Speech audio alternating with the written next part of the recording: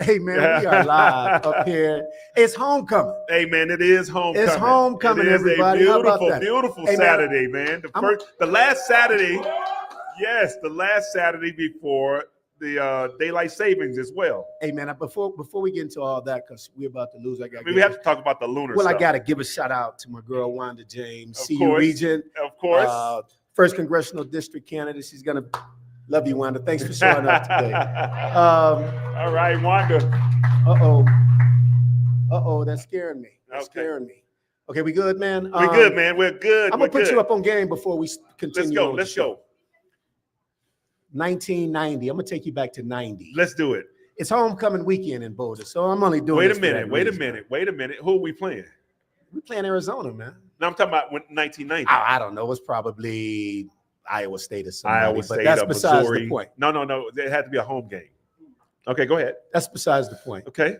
You know who the homecoming king was back in 1990, bro? The homecoming king? Yup. Like they do in high school? I mean, whatever, man. Whatever your reference who was that? is. Who was that? I'm going to give you a clue. Oh, my goodness. Was it you? Your boy was a homecoming king in 1990. I didn't even know we had that old corny shit back then. Wow. A homecoming king for a college campus? Yeah, man. No, man. Don't degrade it because you couldn't I'm just saying, win. that's so corny. Why is that corny? I mean, come on, man. What'd you do? I mean, you were playing on the team. Did you go out at halftime? No, I didn't do Did like you have that. a crown? I did have a crown. Thank you. And I was just acknowledged, man, before the game. So I just thought I acknowledged that. Hey, man, big one today. What a fantastic day, man. Big one today, man. CJ, I got to tell the crowd out there that maybe didn't get a chance to make it up here or that knows what's going on out here in Colorado right now. This morning, we had a low of 27 degrees early. You're a weatherman, too. No, hold tight, because this kind of tells you where we are. The big meteorologist right here. The big weatherman. So 27 degrees, and by kickoff today, it's going to be all the way up to 70. That's Colorado, man. That's Colorado. I mean, come on, man. That is over a 40-degree swing, man. That is fantastic. I mean, that makes it so more tenable for everybody that's a football fan. And I think, if you're out there and you're a recruiter and you're looking to find somewhere to go, Colorado is a fantastic place because during the football season, you're going to get a lot of great days like this. Bro, you a weatherman, you the top recruiter. What well, else I'm just letting you know what happened. Do you agree? I mean, because people say Colorado. Every time I talk to people who are from other places, and I tell them I live in Denver, they say, "Oh, it's cold." Maybe in December, just keep telling them that. January. Don't let them in on the good news. Oh, thank you. Hey, yes, Stella, thank you. Oh, that's not mine. Bring him all the drinks. He wants all the drinks. He just wants whatever. Thank you. Tito's for Hey, man, we're here at the Boulder Marriott, where it's our home for home games here at CU. I'm going to give a shout out to our dear friends. Where's my man David at? The GM here at the Boulder Marriott does an excellent job in hosting this event every home game. And if you haven't noticed, and you gotta kind of be in the house to get a full flavor of what's happening here. We got my man DJ Fedora in the house. Man, let's hear it from my man DJ Fedora. Hey, man, that's a cold brother, man. Oh, man, I heard him, man. He took me back. Come on, man. He took me back to 16600 Gilchrist, Detroit, Michigan, 1984. He took me back to 6522 Ridgeway, Houston, Texas. Man, listen. 1983. Ooh. Who was that? Give me the artist. Who are you feeling? 83. I'm always feeling Prince. Oh, okay. I'm always feeling Prince. Okay, I was on that. Michael Jackson. I was on that Luther. Oh, you had that long ass extension at the cord. I mean, that long ass cord on that phone, did you? Oh yeah, pull all the way into the room. All the way, bro. Hey, did your mama ever interrupt you and say, all the time, "Get off the phone"? All the time. Mama pick up that phone, and be like, "Boy, you on this phone?" I won't say nothing because maybe she think it was my sisters or my other brothers, and then she, embarrassed. You just hang it up. You just hang it up. She'd be talking to my girlfriend. Hey, y'all, we're here at the Boulder Marriott again, home for the Big Al and CJ show. It is homecoming. Arizona is in the house, the Arizona Wildcats. Here's what I'm going to say about this game, man. I'm going to put it out there. I know you're going to say some, counter to, because that's just who you are. But this is a must-win for CU, man. This is a must-win for CU. Oh, my goodness. We got to win this game. When wasn't it a must-win? Well, we didn't win it last week. So well, I'm just saying, what must win or what? You're going to fire the coach? This ain't LSU. See, I mean, what are you doing? I mean, what must win for who?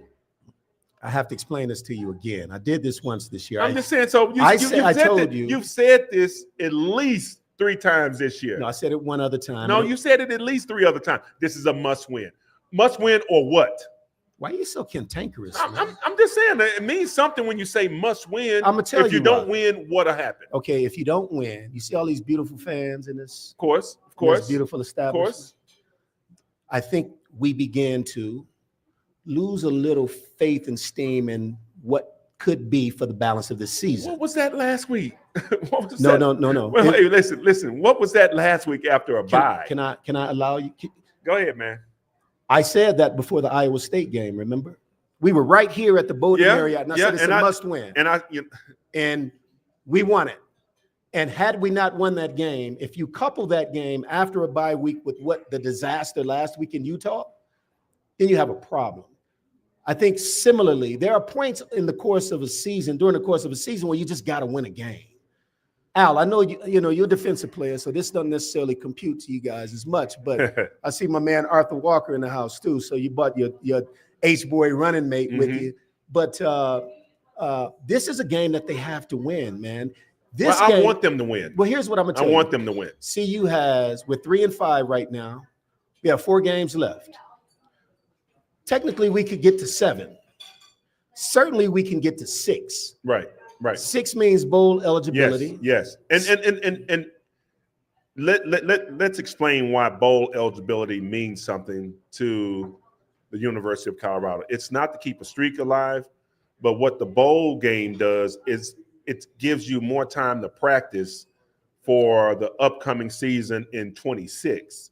So the teams that don't make it to a bowl game, their season is done until spring ball. Right around Thanksgiving. Right. And if you are lucky enough to make it to a bowl game, you actually get to practice. Like the game doesn't mean that you're winning a championship this year, but it does set you up and gives you an early start on what it's going to look like for the following year. So it does mean a lot when it comes to that. It also, you're right. And from a recruiting perspective, a lot better to recruit while your team, your program is active. I don't know if that's necessarily accurate anymore in today's college football, because we're going to see teams.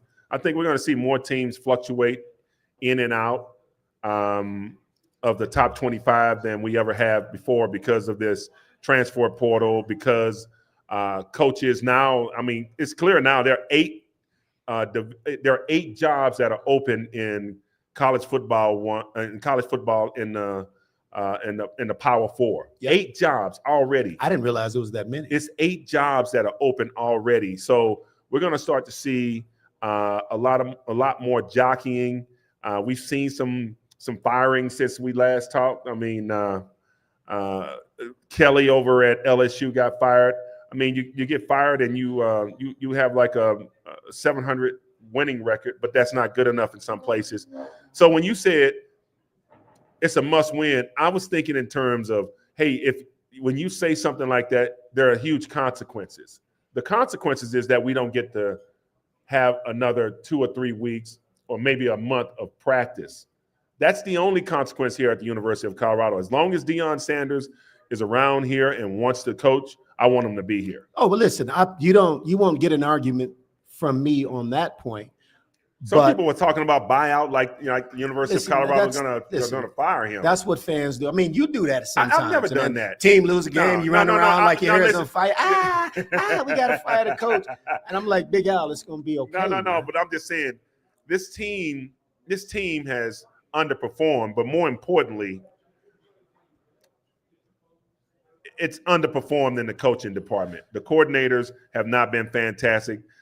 I would be terribly shocked. I mean, terribly shocked if Pat Shermer comes back next year. I mean, terribly shocked. You already called for his firing. You want it to happen now, or you want No, it to happen I mean, after? I don't know who's on the staff that is capable of calling plays, but I just don't believe that he's going to be back in 26. And I'm not the guy that says a guy should lose his job. I think you just said that. But I'm just saying that at the University of Colorado, once again, we had a quarterback that played in the NFL, that plays in the NFL. We have 4 wide receivers that plays in the NFL. And one of the guys won a Heisman Trophy, and we didn't challenge for a playoff spot last year. That's you don't have that kind of extreme talent and do more. And then you stink it up in the bowl game.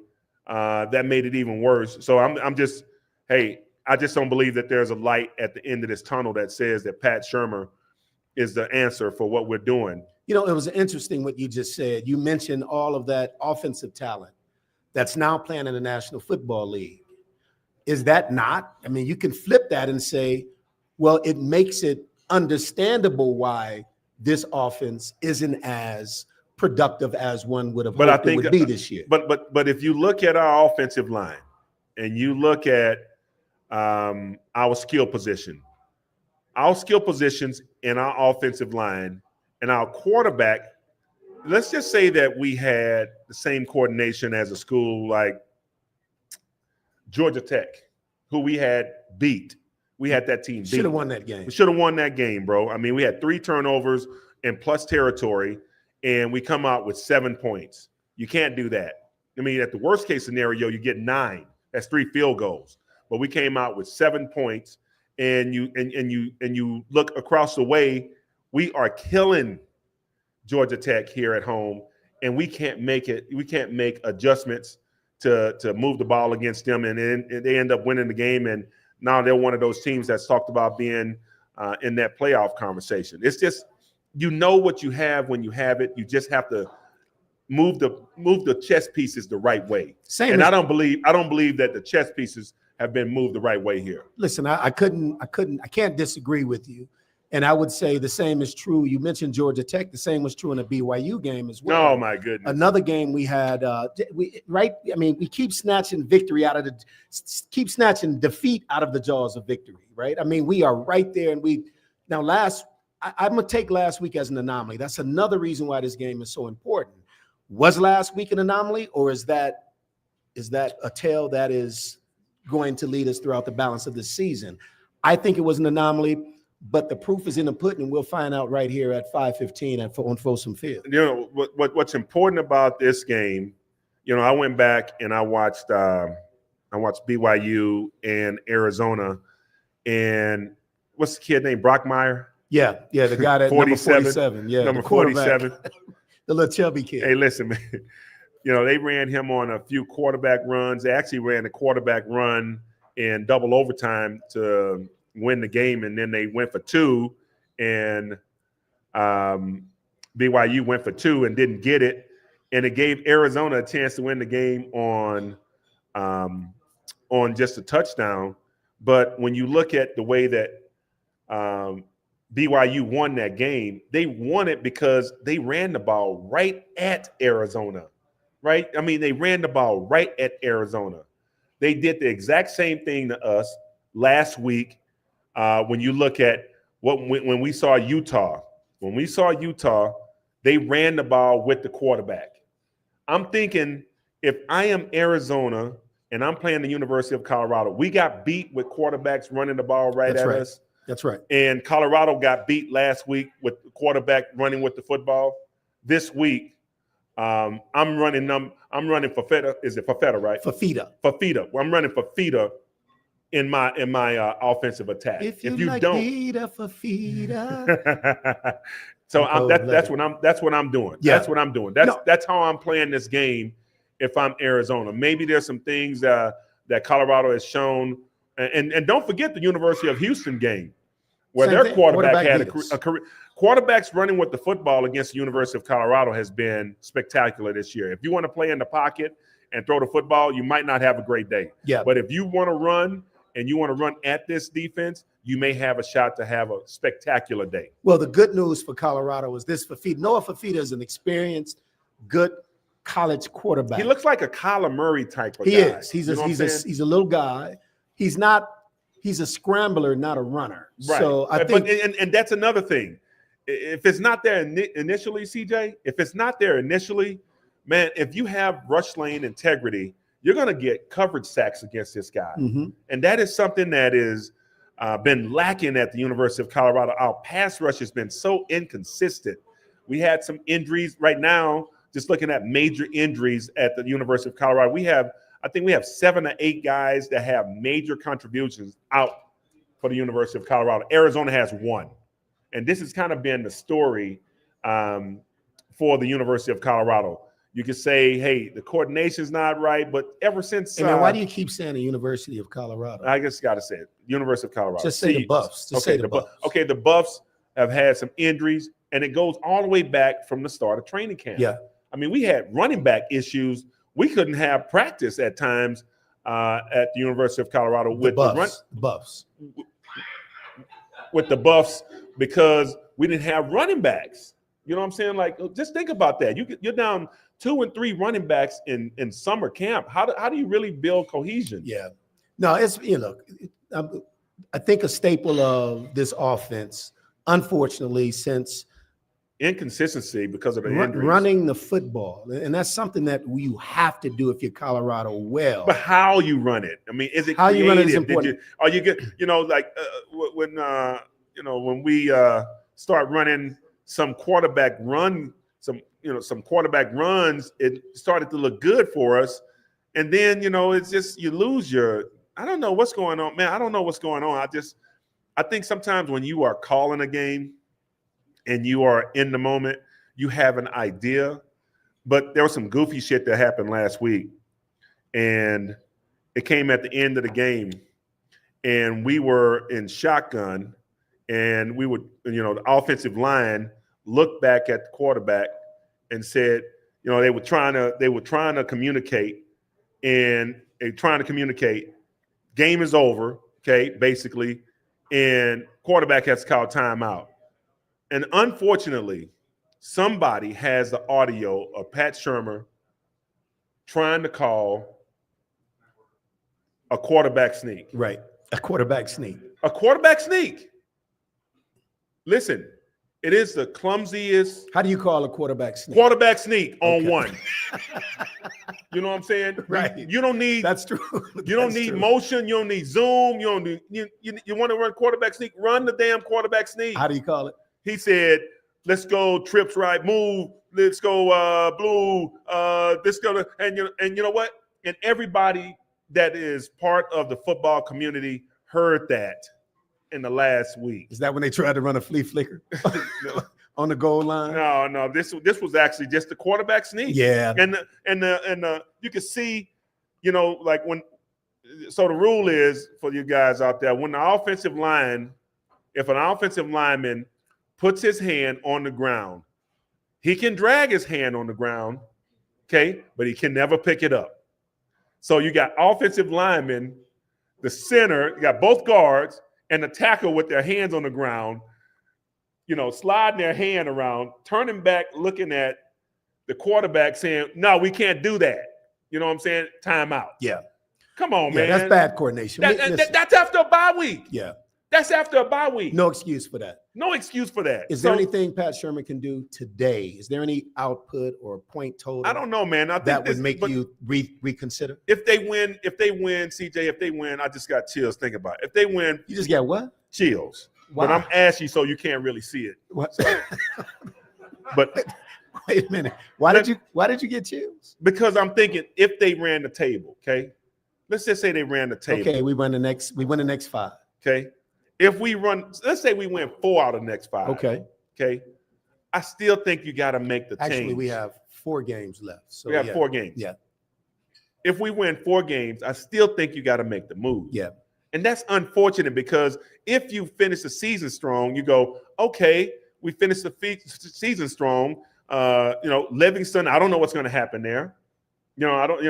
Coach Prime, after his first year, got rid of both the offensive coordinator and the defensive coordinator. He did. So I think he is kind of in the same mode as a Nick Saban. And one of the things I wanted to talk about today was Coach Prime and the way that he approaches coaching football, because he was asked this week about BBLs. BBLs. We'll talk. He also talked about, but he also talked about. Hey man. Hey, he also talked about besides hey man, you made me lose my damn train of thought. Hey man, I do have a BBL question for you, but we'll save it for later, bro. Go ahead, man. Come on, man. You go. Okay. Shit, you all right. fuck me up now. My bad, bro. Here's the deal. Man, I had a good thought too. Maybe not. The audience. Coach Prime. He was talking about. He remembered. He was talking about. He was talking about the conversation he had with Coach Livingston on the sideline. Yeah. Oh, and right. he said that I didn't yell at him because of the play call. I yelled at him because of the personnel. And so he said that, and it's unusual, right? It's really unusual to see him get emotional one way or the other. Correct. It's just not who he is. Especially at a coach, at another coach. And I think, I'm not really sure, but every time I see an Aflac commercial, I think about him and Nick Saban, and that's maybe that when you got your chills, man? No, I'm just thinking like Nick Saban kind of lets his coaches coach like that, but there's a revolving door while he was the head coach at Alabama. That's true, because all of his coaches get jobs. But I just think that at the University of Colorado, there's going to be a revolving door for coordinators as well, as if they don't get it done at Colorado. He's letting them go. Now here's the big reason, the big picture reason why I think Pat Shermer will coach his last game this year for Colorado. You have a 5-star quarterback recruit. Yes. Who you have to, in this free agent world for college football players, you have to. I think Coach Prime realizes he has to demonstrate that he's going to bring in the absolute best for this 5-star recruit, who I guarantee you 70% of college programs across this country are inquiring about this kid to see if he wants to transfer, enter the portal and transfer. I think it's incumbent upon this coaching staff and Coach Prime to solidify Juju Lewis, who is your future, by saying we're going to surround you with the absolute best instruction we can. We're not going to waste this year either. There's not a year to waste. So this year for Juju there was some question about what to do after week 2. Like, do you play him? Absolutely. Right. And they played him a little bit, and he looked young, which he is. And you know what? And then they shut him down. It's the right thing to do. I was also thinking about this. I just got a lot of stuff I got to get off my chest here. Oh, Lord have mercy. I was thinking about this, how different high school ball is from college ball, right? It's night and day, right? You get a lot better players in college than you do on an average game in high school. I was also thinking about our very own Travis Hunter, who was put on injured reserve, and there was a huge conversation about whether or not he's going to play offense or defense in the NFL. And I said, in the NFL, these are people who are hungry for jobs. Like this is how they eat. This is how they earn. This is how they pay a mortgage. This is how they make groceries. This is how they plan for vacations, and this is their livelihood. I said that would be a very tough task for a rookie, because things are moving so quick, bro. I mean, things are moving so quick. And Travis Hunter ends up with an injury in practice. And I thought to myself, see, that's the NFL. Not a real injury guy when he was playing at the University of Colorado. Played the most snaps of any player that's ever going to play at the University of Colorado. He's played in 1 year. He's played the most snaps than any other person that's ever going to play at the University of Colorado. Period. Go to the NFL. We're just at the halfway point. Injury reserve. Injury happens. But I'm telling you, it's a different league. Like, this is, for Juju, this is not high school ball. Correct. You know what I'm saying? And you could tell his first action, he looked a bit overwhelmed. And again, not only is he a freshman, he's a freshman who should be a senior in high school. Right. He came in as a 17-year-old freshman. Right. So and that's why I don't.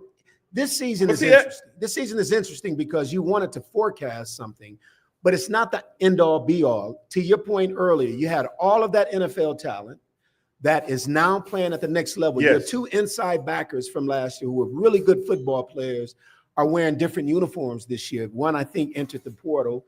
One may be in the league. But you had all of that. And so this year was going to be in the balance the whole time. You are staging this year is a staging effort for next year when you introduce and you really turn the keys over to Juju Lewis and you introduce this new wave Colorado team. You had to in essence rent a quarterback for this year.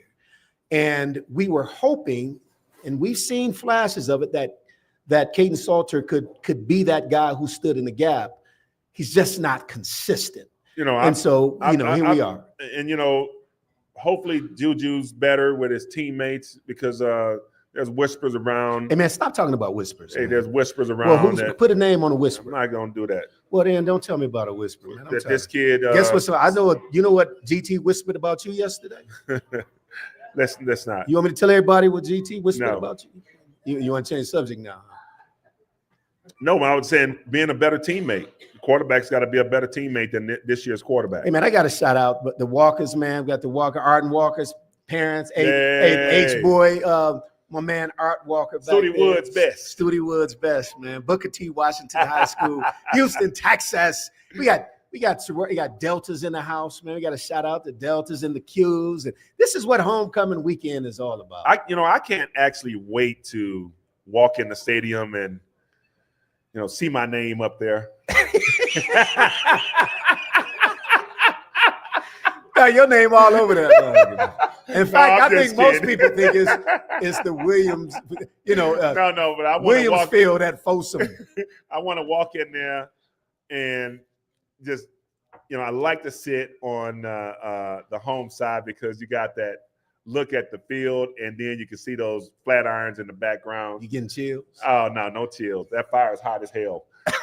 So I'm looking forward to it, man. I mean, we only have 2 more home games today and 1 more home game, and that's it for the 25 season. Hey, man. Just like that, man. Just like that. Just like that. It's amazing how football comes, and everyone's in great anticipation of it, and then it goes, right?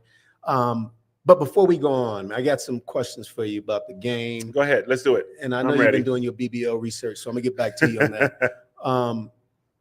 Boulder Marriott is our home right here, every home game for the balance of the season. 1 more home game, as you mentioned, Black. We also have giveaways. So we're giving away room. We have room giveaways. We have food vouchers, you name it, right here at, I think, the best hotel in Boulder, Colorado, the Boulder Marriott. My man David, the hospitality here, where it's situated right here at the foot of campus.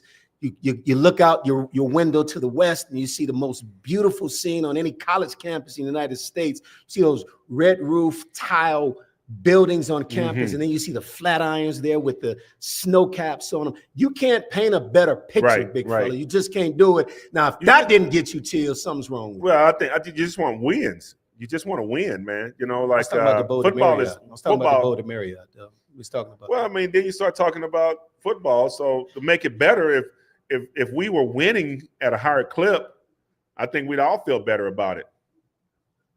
That was the statement of the day. How about my Broncos, though, huh? There you go. VJ is liking what's happening down in Denver. Hey, what's fantastic when you live here? I was talking to one of my great friends, Dr. Lee McDonald. He's my cardiologist, and he was at the University of Colorado. We get when we have like specialty doctors. Yes, and he's the head of the South Denver cardiology. What's the information? What's the one consistent bit of information that your cardiologist gives you? I know what it is, and I don't even know him, but I want to see if you're going to be honest with the folks here at the Boulder Marriott and listening to us out there in podcast land. What does your cardiologist tell you? Where we having cocktails? No, that's probably true too. What's the one bit of information? I think that that to always have regular checkups first. Just don't take things for granted. Which is a very important message. Yeah. I was at a luncheon earlier with, you all know the actor Anthony Anderson. Yes. Blackish. Yeah. And, just outstanding actor. He's a fraternity brother as well, Omega Psi Phi Fraternity Incorporated. And he does a campaign. He's type 2 diabetic. He does a campaign. Mm-hmm. But the prevailing message is, particularly for men, get your damn checkups. Yeah. Go see your doctor. I don't know what it is about men, and quite frankly, Black men in particular, that I shouldn't say I don't know what it is, but that's a stigma that we have to get over because, obviously our health is important. How we live. Look, we're all gonna meet our maker one day, but the quality of our life today can be enhanced by just regular checkups. So that's my public service announcement for today. Yeah, I mean, but we were talking about his experience as a student on campus while we were here, and the game against Kansas State. And back then, the kids could drink in the stands. I think they can now too, huh? The kids cannot drink, period. What are you talking about? When we were 18, you could buy 3.2 beer in the stadium. So there were beer wars. We were literally everywhere in the stands while we were playing. Yes. Okay. Yes. But what he said, what was crazy is that the better we got, the more oranges they took to the field.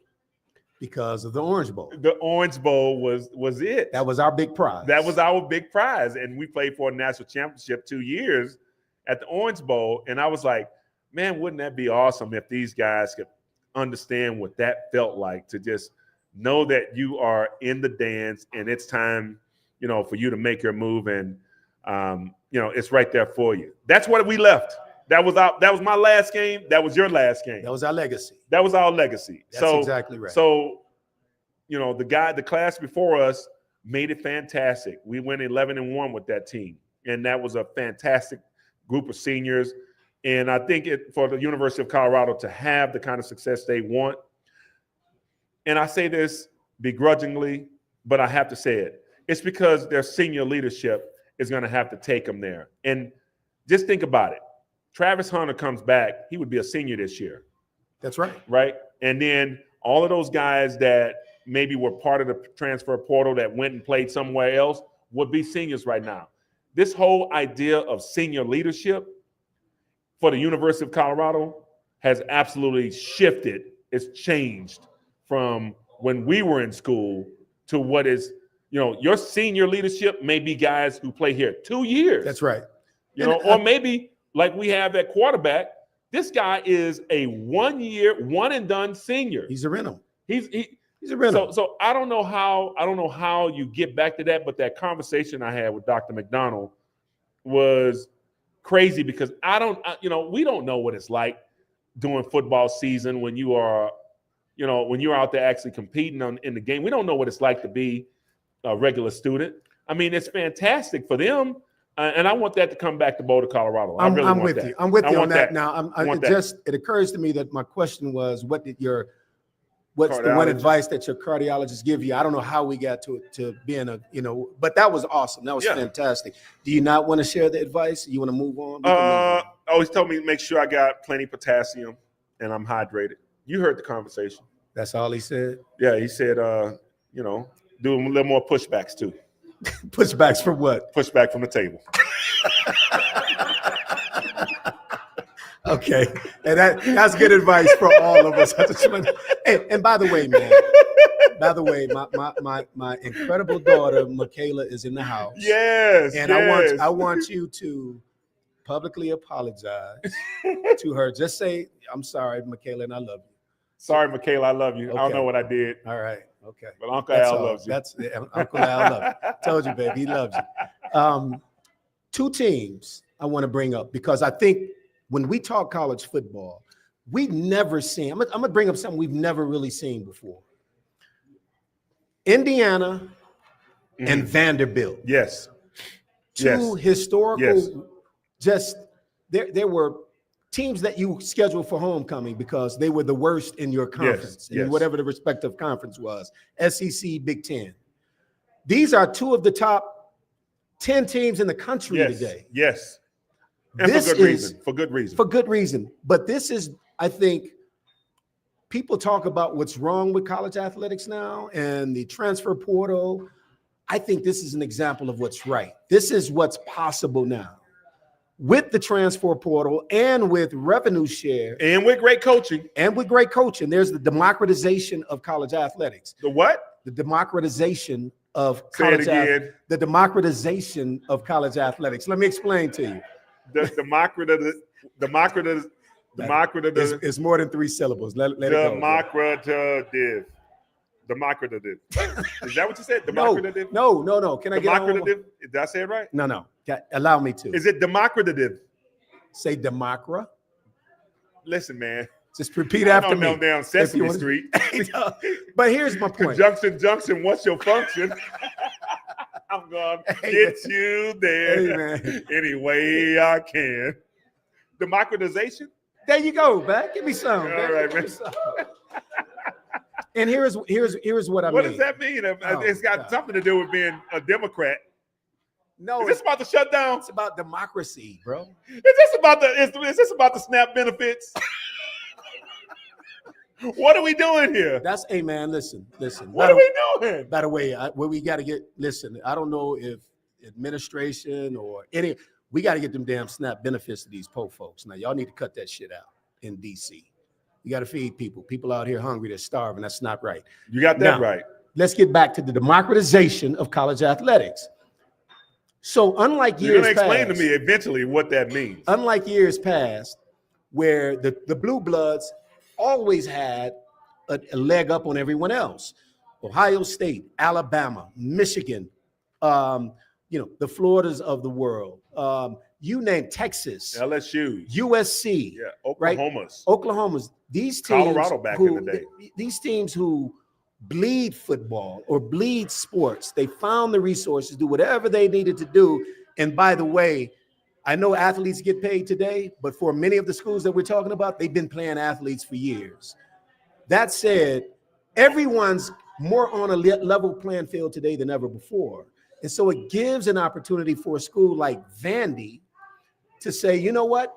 Not only will you get an incredible education. Oh my goodness. But we're going to put the resources that we didn't have before now into the sports or athletic programs so that we're competitive against the world.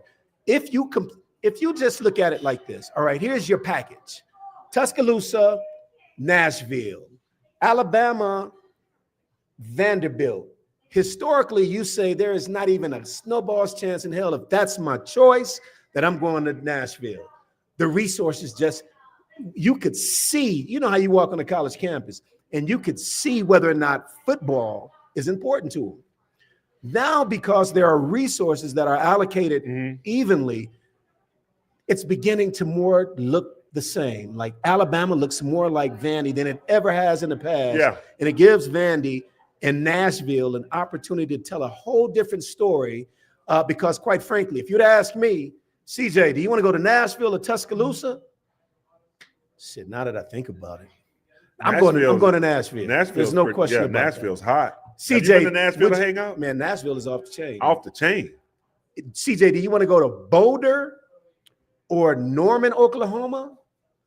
Come on, man. Oh no, CJ, would you like to go to Stillwater, Oklahoma, or UCLA? You're going to UCLA all day. I mean, you got but not 10 years ago. And 10 years ago, when T. Boone Pickens was writing those big checks. Oh, you mean when it was under the table? Man, they were so when it was under the table. You know, your boy A-Dub coached over there. Man, he was paying kids. I don't know if the statute of limitations ran out yet. But hey, listen. But I love that about college athletics. You can see that it can flip in a year. It could flip with the paying I can't wait to see, and I know this is not a football conversation. I can't wait to see what happens with BYU in basketball this year. Number one player in the country. Number one player in the country who's making, I think, $6 or $8 million this year in college. He's going to make, I think, as much this year as he will next year in the NBA.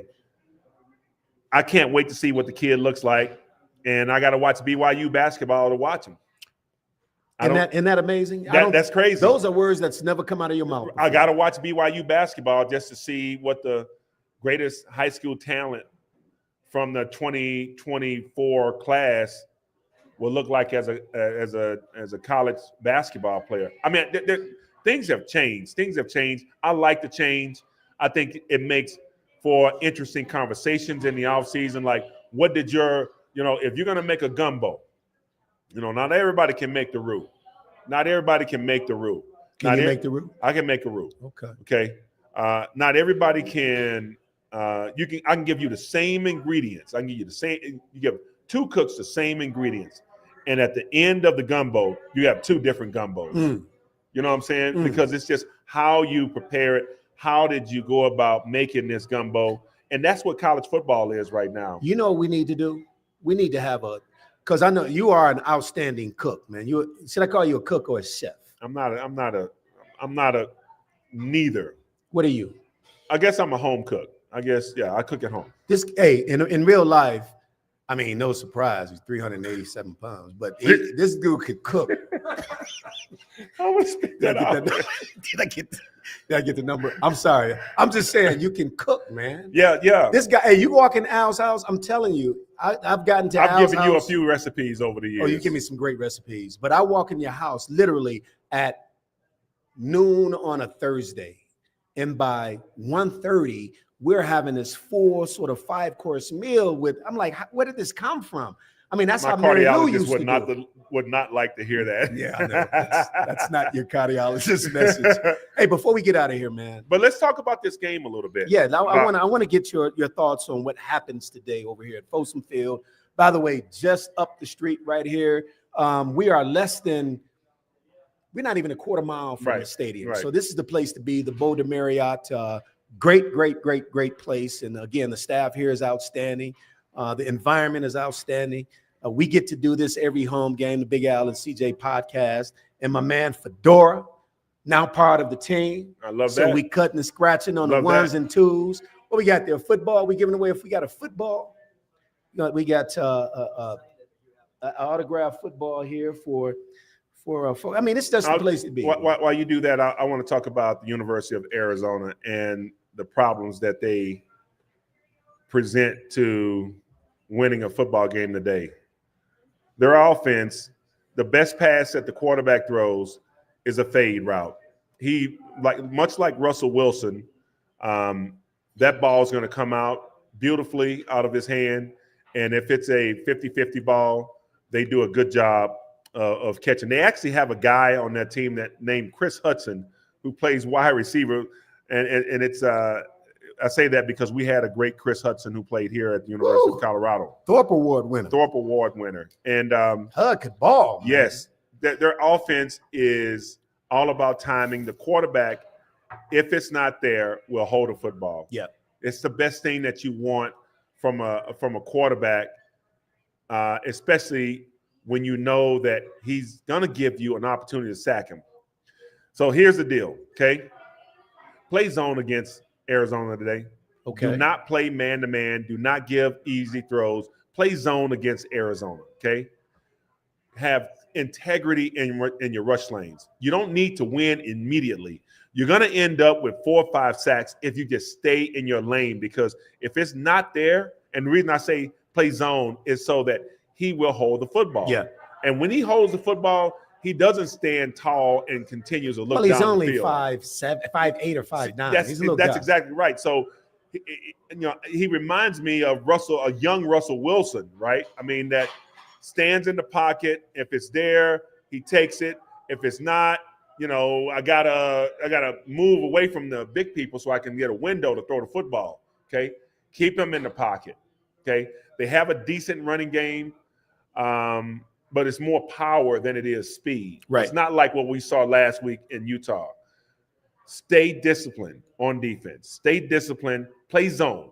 I know we like to play man-to-man. It's just not going to work against this team. There's no reason to make this a track meet today.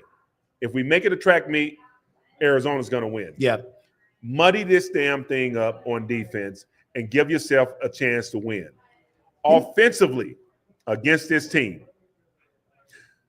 run the football with your quarterback. Yeah. Run the football creatively with your quarterback. I've always thought, Al, that's what's been missing in our offensive attack, is that we've not, in the structure of the offense, consistently made him a threat, right? The defense, you mentioned earlier the challenge we have, because when you have a running quarterback, defensive integrity is paramount. It's paramount because they actually have an extra player. They have an extra blocker. Yes. If your quarterback is a threat to run.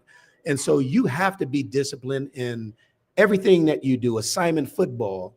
And the problem is, when people played us, when we had the nation's best option attack, we knew that defenses would have to slow down because they would have to read. And also, you knew you had one-on-one opportunities outside when you played quarterback. Right. That's exactly right, because there were unblocked defenders that we had two players on, and so we would, it was a 2-on-1. Similarly, CU has not put Caden Salter in a position where you compromise or where you can leave a player unblocked and actually, in RPOs or in a simple option type of attack, where you can play with that person and make him make a decision and then counter that. We've just not been good at it at all. And I think that's another challenge that I think Pat Shurmur has failed on this year, is Caden Salter's. He's an okay passer. He's an okay runner. But give us some one-on-ones. Well, but that's you won't, the thing. You won't make a team play one-on-one if you don't run the football. No, that's exactly right. If you don't run the football, you're not going to get a single safety high look. If you run the football, you will get a single safety high look. But at times, you have to run the ball, not just with your running backs and your wide receivers, but also with your quarterback. Who wins it today? Who you got? It's homecoming. I think the University of Colorado was really embarrassed last week. You think? I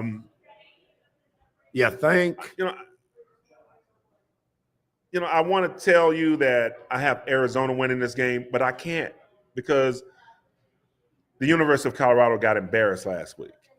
And I think that that's not who this team is. We have,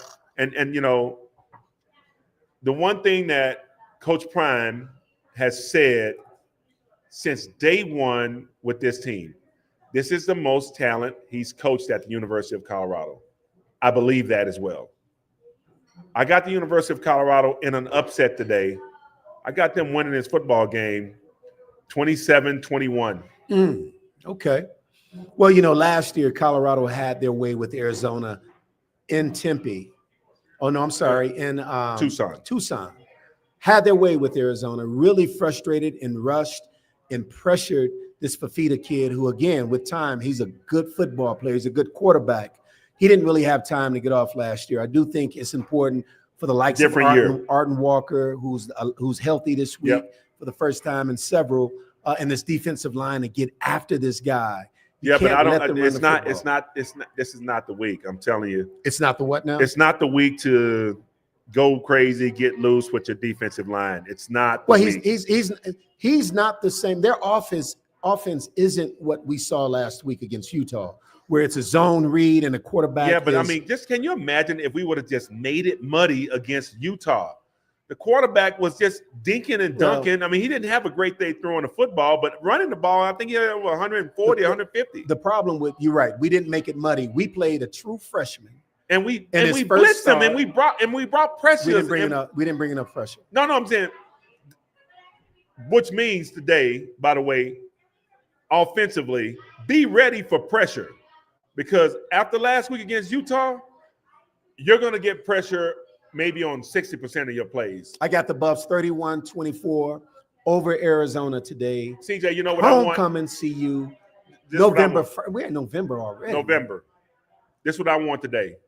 I want 4 screenplays I don't want them to wide receivers. I want 4 screenplays to running backs because I'm guaranteeing you, after watching Utah get after us with blitzes last week, they're going to blitz us a ton today. Slow them down with the screenplay, get your quarterback running offensively and defensively.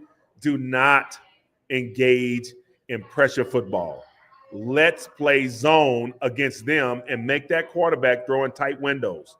And if he doesn't have lane integrity, get the quarterback on the ground. Simple as that. Simple as that. It's just like that, man. My man, Big Al. Hey, it's the Big Al and CJ podcast. We appreciate you all tuning in. And I got to give a special shout out to my man, David, and the folks here, the staff here at the Boulder Marriott. Do a great job for us each and every time we hear ahead of a CU football game. And of course, the third member of the team right now, my man, DJ Fedora and the his ain't right getting it in. Brother, tunes, man. The sounds tunes, good. bro. Sounds so good. Bro, this place was off just the like chain. music. Leave that to me, bro. Leave it singing to me. Leave it singing to me. So let me ask you this. What's up? Let me ask you this. Halftime, what's the score? I'm going to challenge you right now. I know we got to get out of here. CU 17, Arizona 10. I say perfect conditions, okay? Perfect conditions. CU scores 3 touchdowns. Arizona has 10. 21-10, halftime. Okay, I'll take that. Blake is over there looking like neither one of y'all know what the hell you're talking about. I'm telling you right now, today there is electricity in the air. This is a fantastic Boulder day. I'm looking forward to it. You can't get better weather. Homecoming, it's going to be packed in there. Another primetime game. I can't wait. I'm looking forward to it. Hey, it's the Big Al and CJ podcast on Guerrilla Sports. You can catch us on all your social media platforms. Again, Big Al and CJ podcast coming to you live from the Boulder Marriott in Boulder, Colorado, with about 30 minutes before the action gets live right across the street over here at Folsom Field. We're looking forward to it. Big fella. Let's go have a great, man. Hey, look, have a great day and go Buffs. Go Buffs. Go.